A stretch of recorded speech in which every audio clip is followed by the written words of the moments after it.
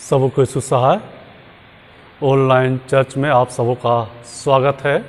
आज पुनरुत्थान पर्व के पूर्व चौथा परिवार और लेंट का तीसरा परिवार है। आह्वान, परमेश्वर ने इन दिनों के अंत में हमसे पुत्र के द्वारा बातें की, जिससे उसने सारी वस्तुओं का वारिस ठहराया। त्रिएक परमेश्वर पिता पुत्र और पवित्र आत्मा के नाम से आमीन। सर्वशक्तिमान अनुग्रहकारी जीवित पिता परमेश्वर, हम तुझको धन्यवाद देते हैं इस पवित्र दिन के लिए जो तूने हमारे लिए ठहराया है कि हम तेरे प्रिय दास दासी ऑनलाइन चर्च के माध्यम से तेरी महिमा तेरी बड़ाई और स्तुति कर पाते हैं। प्रभु, हम तेरे प्रिय पुत्र यीशु ख्रीष्ट की देह होकर तुझ में बने रहना चाहते हैं। इस वक्त जब हम तेरी आराधना स्तुति करते हैं तो अपने पवित्र आत्मा से हर एक को भर दे, ताकि हर एक पवित्र आत्मा से परिपूर्ण होकर तेरी संगति में एक देह होकर बने रहे और तेरी प्रशंसा और बड़ाई करते रहे हमारे प्रभु यीशु ख्रीष्ट के द्वारा आमीन। गीत संख्या 216, हिम नंबर 216। Oh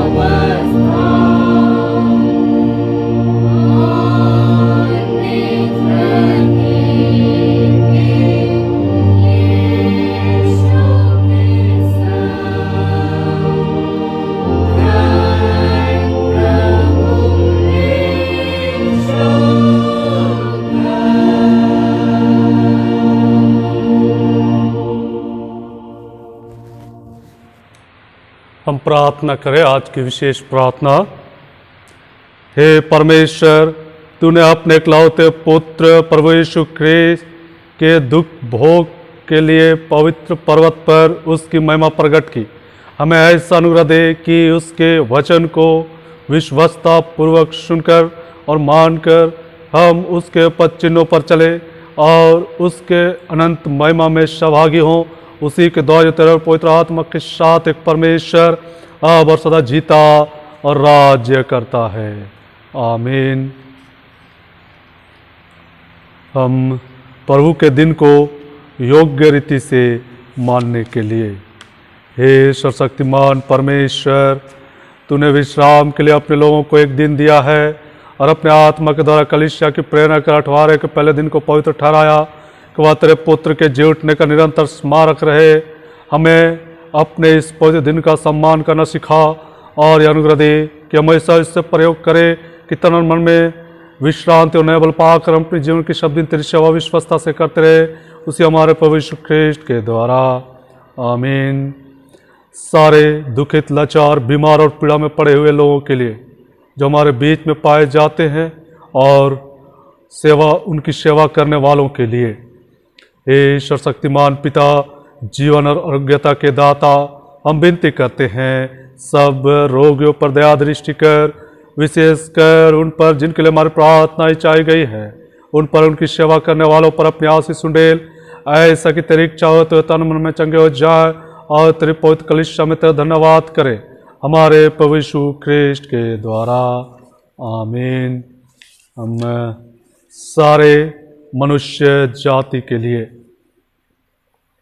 हे परमेश्वर, समस्त मनुष्य जाति के सृष्टिकर्ता और पालनहार, हम नम्रतापूर्वक सब प्रकार और दशा के मनुष्यों के लिए विनती करते हैं कि तू कृपा कर अपने मार्ग उन्हें बता और अपना त्राण सब जातियों पर प्रकट कर।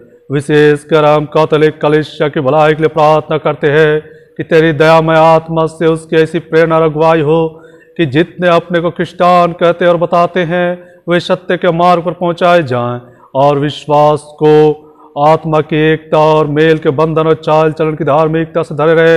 निदान जितने तन मन अथवा धन के किसी क्लेश व दुख में पड़े हैं, उन्हें हम तेरी प्रतितुल्य दया को सौंपते हैं, हमारे प्रभु यीशु ख्रीस्त के द्वारा। आमीन। हे परमेश्वर, तूने सब जाति के मनुष्यों को एक हिला उसे सारी प्रीति पर वास करने के लिए उत्पन्न किया और अपने धन्य पुत्र को इसलिए भेजा कि जो दूर है जो निकट है दोनों को मेल का प्रचार करे। यह वर दे कि इस देश के सब लोग तुझ पाए और हे ईश्वर के पिता, उस प्रति पूरा कर जो तूने की है कि मैं सारे मनुष्य पर अपना आत्मा उंडेल लूंगा, हमारे त्राता यीशु ख्रीस्त के द्वारा। आमीन। प्रिय, हमारे प्रभु यीशु ख्रीस्त ने कहा, प्रभु हमारा परमेश्वर एकमात्र प्रभु है।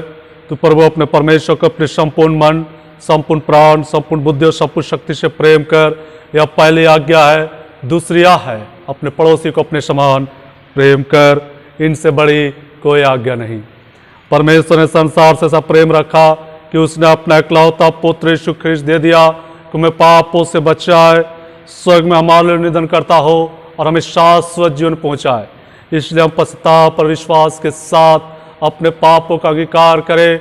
हम परमेश्वर की कृपा से उसकी आज्ञा को पालन करने का और सब लोग के साथ मेल मिलाप और प्रेम से रहने का दृढ़ संकल्प करें।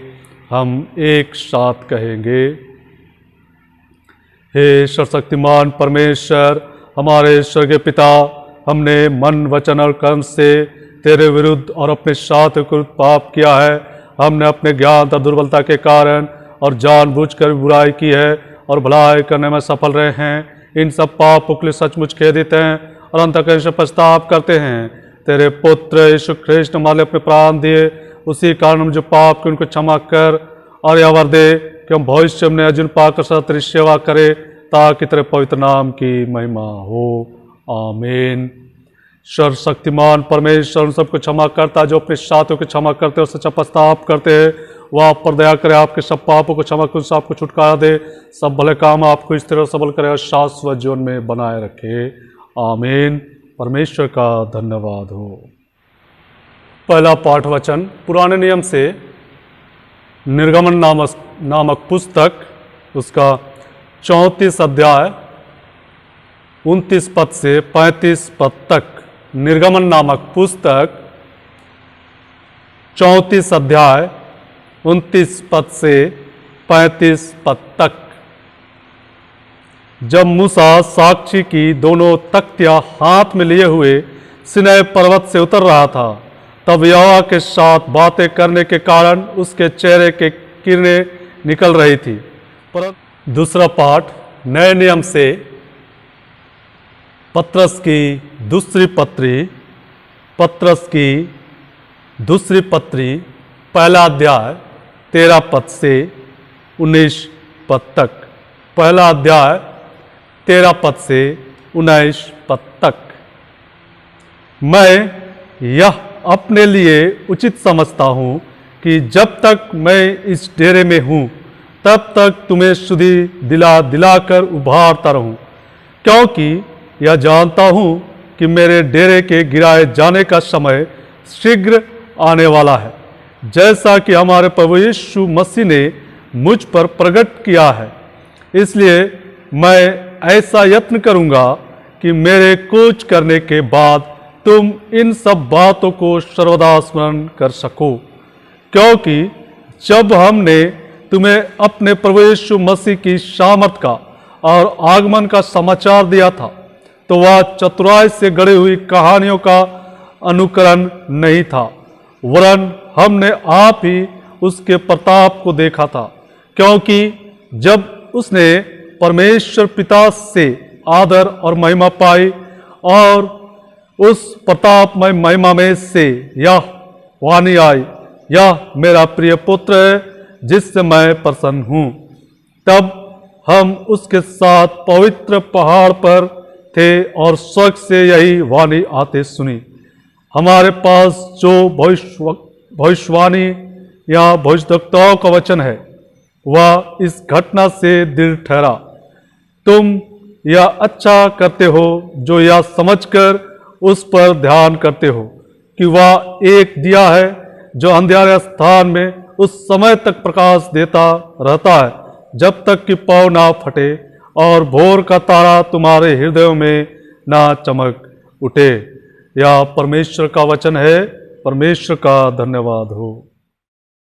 गीत संख्या 71, हिम नंबर 71। Oh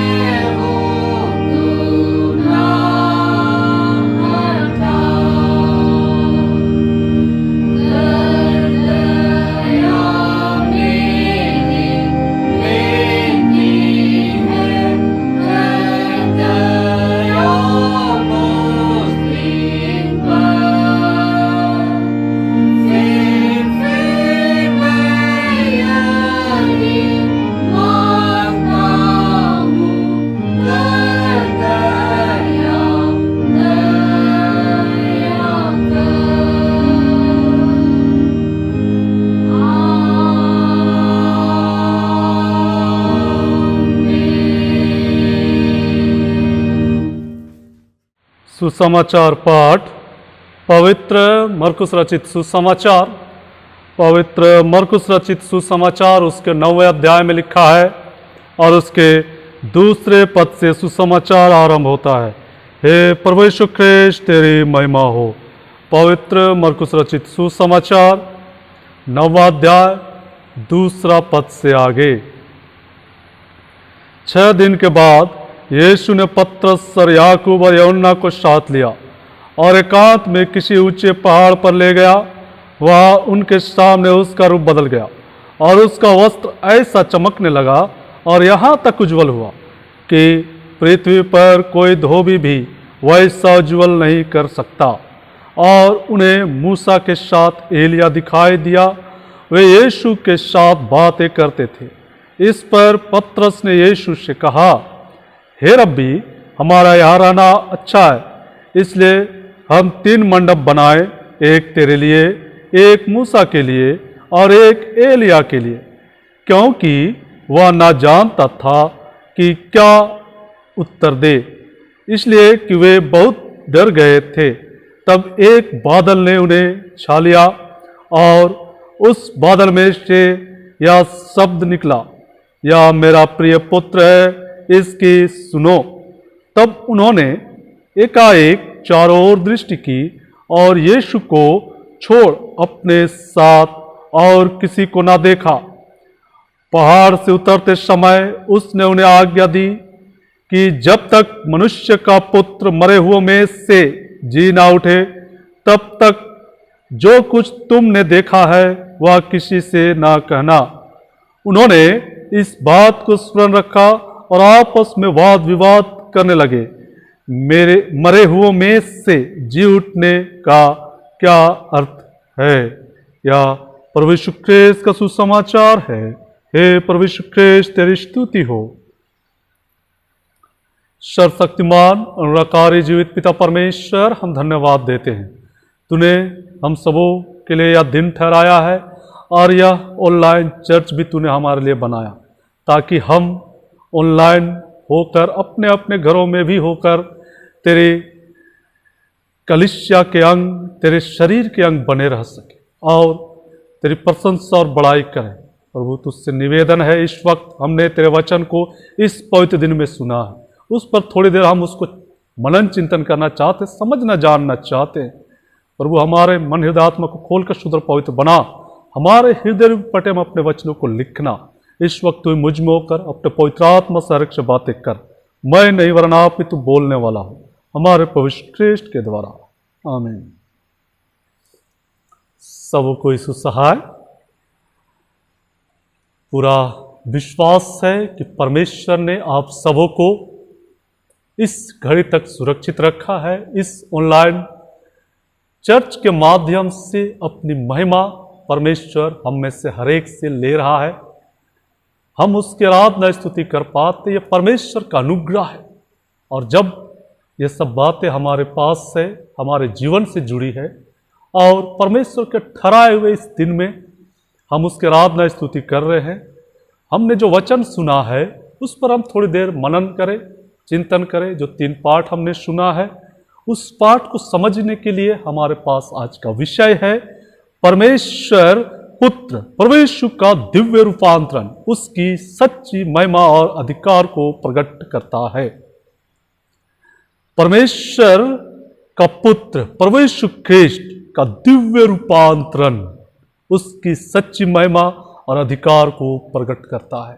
जैसा हम लोग पाठ वचन, सुसमाचार पाठ वचन में सुन रहे थे, प्रभु यीशु ख्रीस्त का दिव्य रूपांतरण।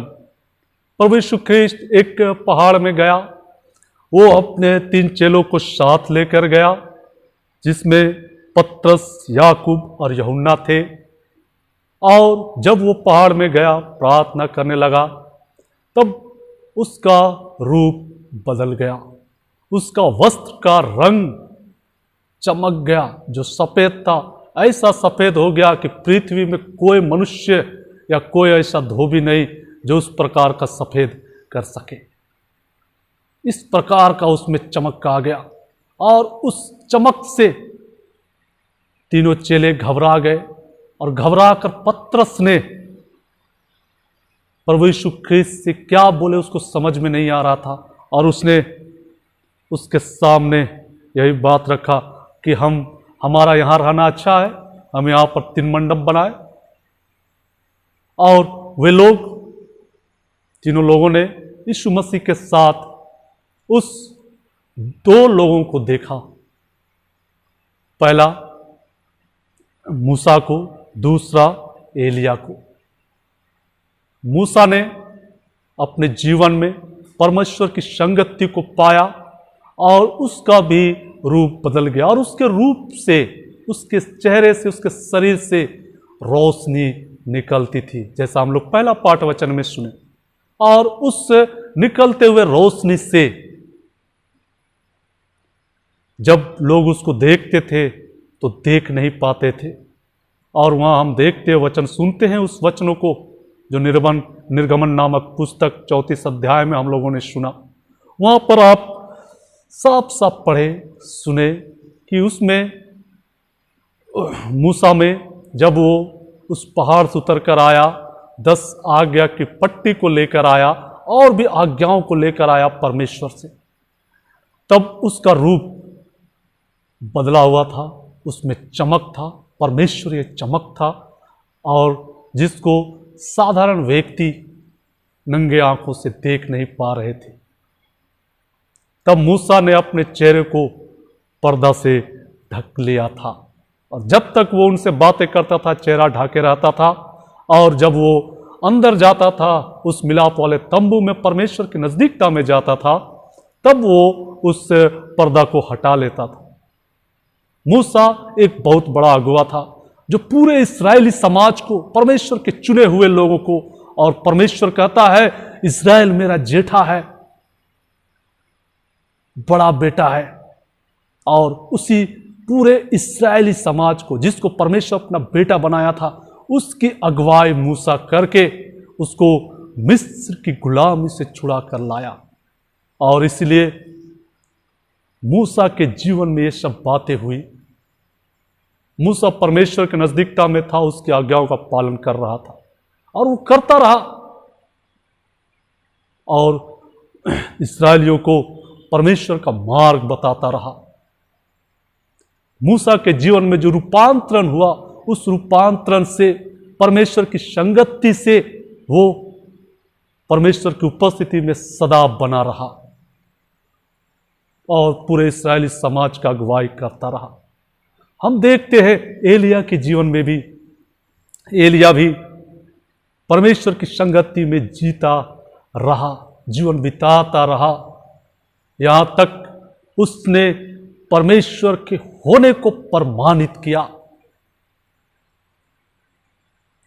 उसने कहा परमेश्वर आकाश से आग बरसे, और आग बरसा। उसने कहा कि अकाल हो, अकाल हुआ। क्यों ऐसा हुआ? क्योंकि वो परमेश्वर की संगति में सदा बना रहा था। और हम जानते एलिया के विषय में, जिन्होंने प्रभु यीशु ख्रीस्त को विश्वास किया है, उसके वचनों को पढ़ा है, ये जानते हैं कि एलिया जीते जी परमेश्वर के साथ उठा लिया गया। परमेश्वर उसको अपने पास उठा लिया जीते जी। और वही मूसा और वही एलिया यीशु मसीह के साथ बात कर रहे हैं, संगति कर रहे हैं। वो भी संसार में, जिस संसार को उन्होंने छोड़ दिया, जिस संसार को उन्होंने त्याग दिया था, उस संसार में वे संगति कर पा रहे हैं। और हमारे पास जो आज का विषय है वो यह है कि दिव्य रूपांतरण प्रभु यीशु ख्रीस्ट का वो क्या कर रहा है? प्रभु यीशु ख्रीस्ट के अधिकार और उसकी सच्ची महिमा को प्रकट कर रहा है। परमेश्वर का इकलौता पुत्र प्रभु यीशु ख्रीस्ट था, और वो पवित्र था, और वो पवित्रता के साथ इस संसार में जीवन बिता रहा था। और उसका ये प्रमाण है, ये रूपांतरण, प्रभु यीशु ख्रीस्ट का भी रूप बदल गया, उसमें चमक आ गया जो वे तीनों चेले नहीं देख पा रहे थे। लेकिन उन्होंने प्रभु यीशु ख्रीस्ट पर विश्वास किया था। यह महत्वपूर्ण चीज है। उन्होंने प्रभु यीशु ख्रीस्ट पर विश्वास किया था, इसलिए वे यीशु मसीह के साथ एलिया और मूसा को देख पाए। क्यों देख पाए? कैसे देख पाए? क्योंकि वे प्रभु यीशु ख्रिस्ट के रूपांतरण में सहभागी हुए थे। कैसे सहभागी हुए थे? अपने विश्वास के द्वारा, परमेश्वरीय प्रेम के द्वारा। और जैसा वचन कहता है, प्रभु यीशु ख्रिस्त ने मूसा और एलिया को देखा इस संसार में, उसी प्रकार से वो उन तीनों चेलों ने भी देखा। और वो क्यों कर देख पाए? क्योंकि वचन कहता है, पहला कुरिन्थी और उसका दूसरा अध्याय, पहला कुरिन्थी उसका दूसरा अध्याय और 16 पद में, दूसरा अध्याय 16 पद में वचन कहता है, क्योंकि प्रभु का मन किसने जाना है कि उससे सिखाए, परंतु हम में मसीह का मन है। परंतु हम में मसीह का मन है। और वही मन, मसीह का मन उन तीनों चेलों में था। और इसलिए वे तीनों चेले प्रभु यीशु ख्रिस्ट को देख पा रहे थे ऐसे समय में जब उसका रूपांतरण हुआ था, ऐसे समय में जब वो स्वर्गीय लोगों से बात कर रहा था। और वे स्वर्गीय लोग कौन थे? मूसा और एलिया थे।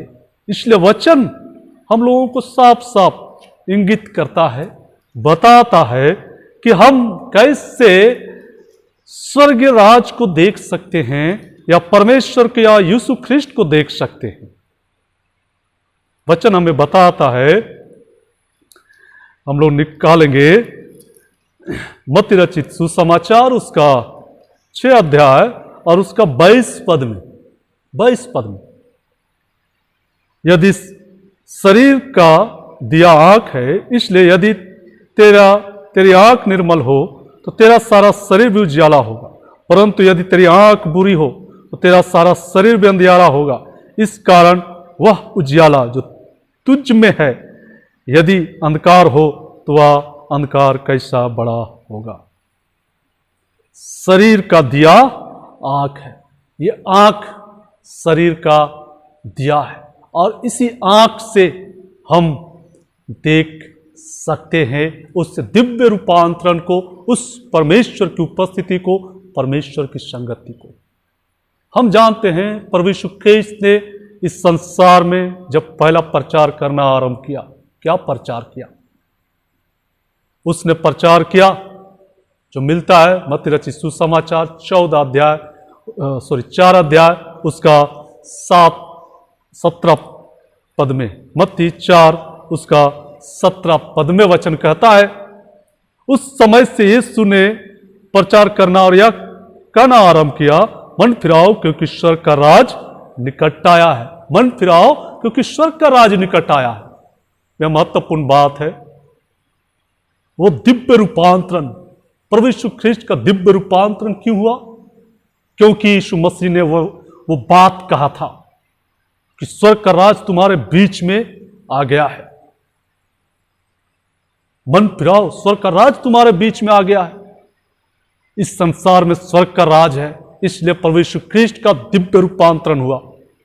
और हम देखते हैं कि मूसा और एलिया इस संसार में दिखाई दिए यीशु मसीह के साथ। क्या कोई स्वर्गीय व्यक्ति, क्या कोई पवित्र व्यक्ति जो परमेश्वर के साथ संगति रखता है, परमेश्वर के साथ स्वर्गलोक में है, वो इस संसार में दिखाई दे सकता है? सवाल है। जब दिव्य रूपांतरण की बात करते हैं तो फिर वे दोनों कैसे दिखाई दिए? और देखने वाले कौन थे? देखने वाले हम जानते हैं तीनों चेले थे जो हम लोग वचन में सुन रहे थे, पतरस, याकूब और यूहन्ना। ये 3 चेले थे जिन्होंने देखा और ये गवाही दिया। हम पहले पतरस में सुन रहे थे, उन्होंने गवाही दिया और ये कहा कि वहां पर एक शब्द भी सुनाई दिया था, यह मेरा प्रिय पुत्र है, इसकी सुनो।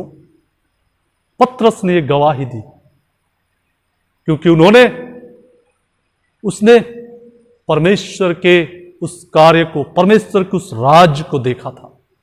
जैसे यीशु मसीह ने आप प्रचार किया, परमेश्वर का राज तुम्हारे बीच में है, मन फिराओ।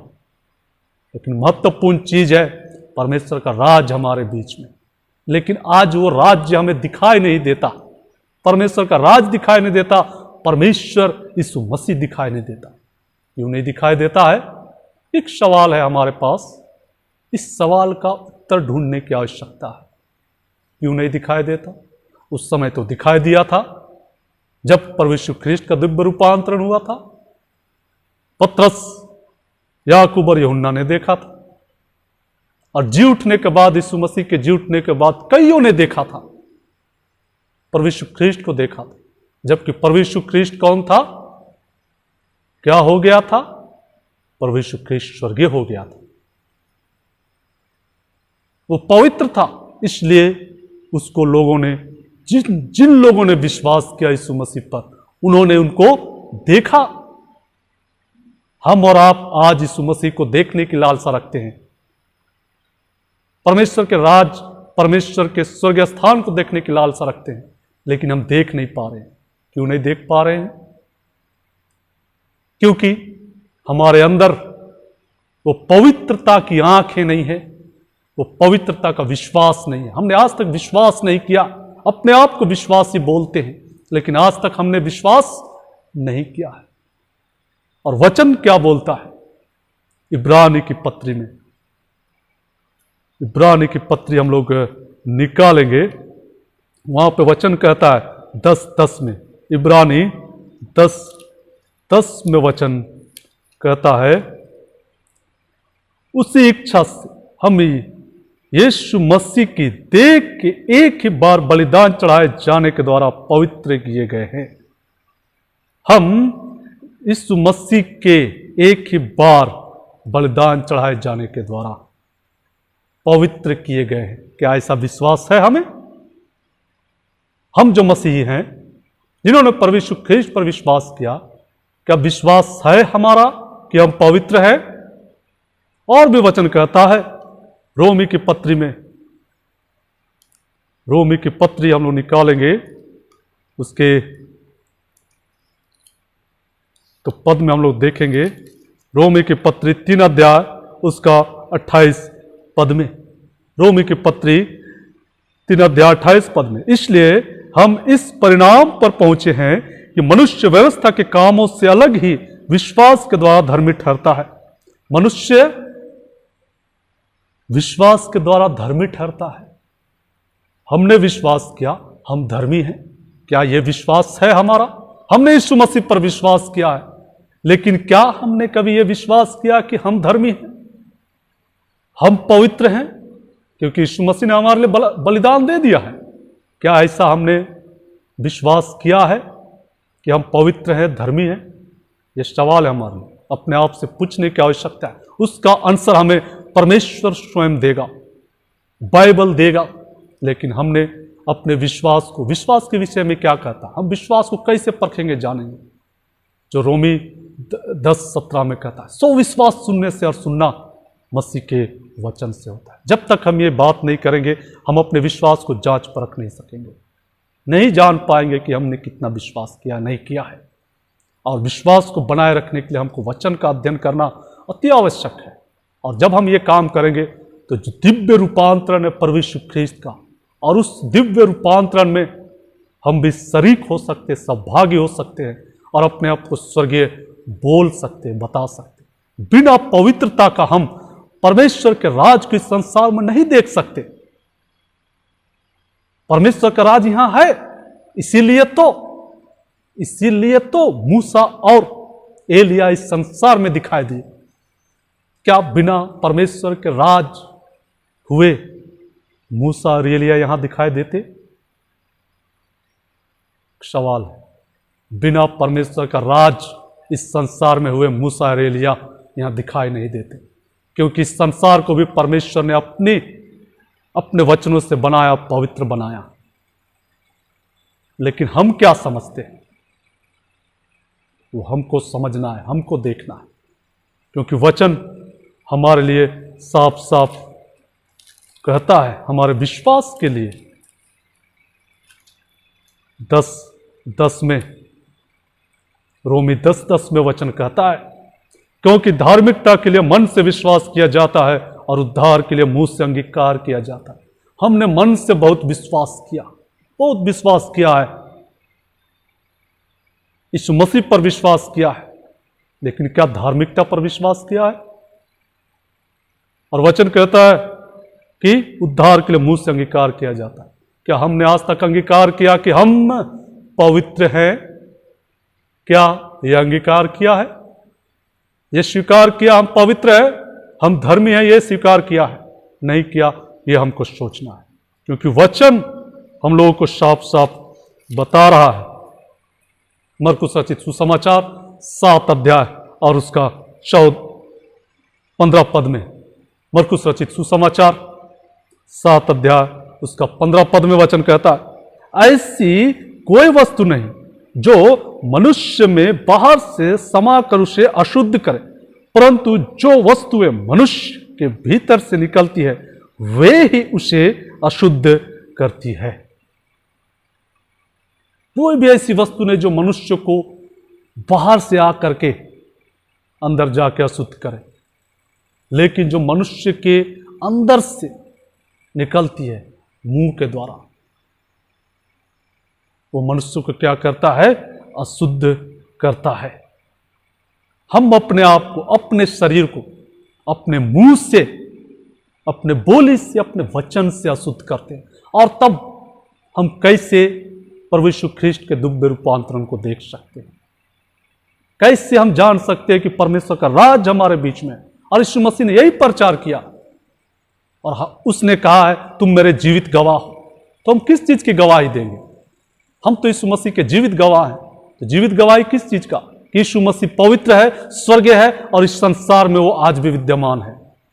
क्या इस चीज की गवाही हम दे पाएंगे कि यीशु मसीह है?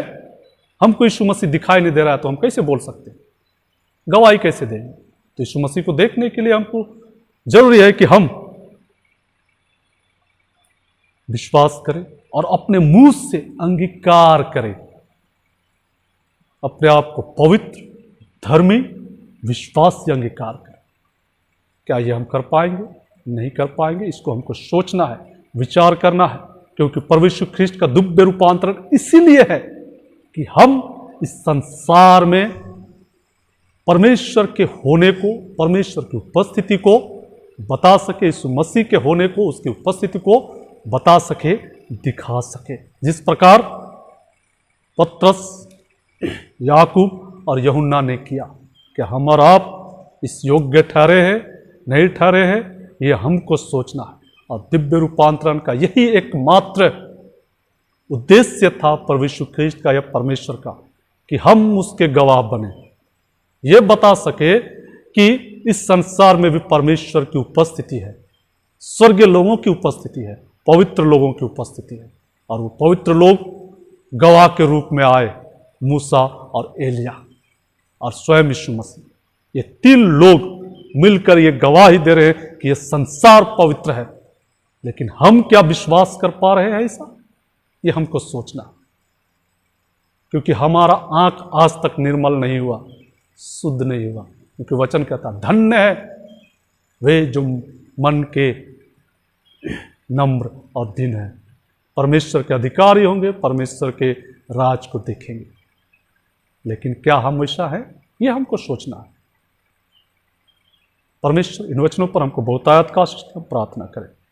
सर्वशक्तिमान त्रिएक परमेश्वर पिता, हम धन्यवाद देते हैं, तूने अपने वचन का प्रकाशन दिया है प्रभु। इन्हीं वचन के द्वारा हमारे अगुवाई करता रहा कि हम तेरे प्रिय दास इस ऑनलाइन चर्च के माध्यम से सदा तेरी गवाही बने रह सके, और हम तेरे दिव्य रूपांतरण को अपने जीवन में देख सके, और उस देखे हुए बातों को लोगों तक गवाही के रूप में पहुंचा सके। ऐसी अगुवाई हर एक प्रियजनों के लिए तुझी से चाहते हैं, हमारे पवित्र ख्रिस्ट के द्वारा, आमीन। आइए हम लोग अपने विश्वास की घोषणा प्रेरितों के विश्वास वचन से करें।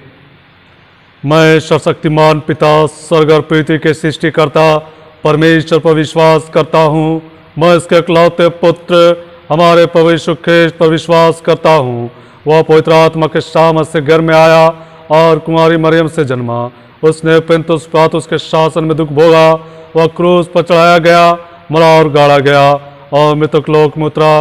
तीसरे दिन वह जी उठा। वह स्वर्ग पर चढ़ गया और पिता की धन्य और विराजमान है। वह जीवितों में तो न्याय करने को फिर आएगा। मैं पवित्र आत्मा पर, पवित्र कैथोलिक कलीसिया पर, संतों की संगति, पापों की क्षमा, देह के पुनरुत्थान और अनंत जीवन पर विश्वास करता हूँ। आमीन। गीत संख्या 89, हिम नंबर 89। Amen.